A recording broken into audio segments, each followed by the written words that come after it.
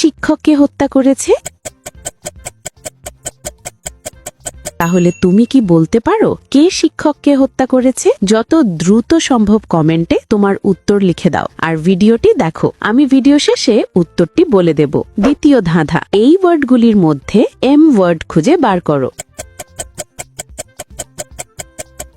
ওয়ার্ডটি খুঁজে পেলে লাইক দাও, যেন বুঝি তুমি ঠিক দেখেছো। তৃতীয় ধাঁধা, যখন তুমি শেয়ার বাটনে ক্লিক করো তারপর মোর বাটনে ক্লিক করো, এখন দেখো 3 নাম্বার অ্যাপসটি কি আসে?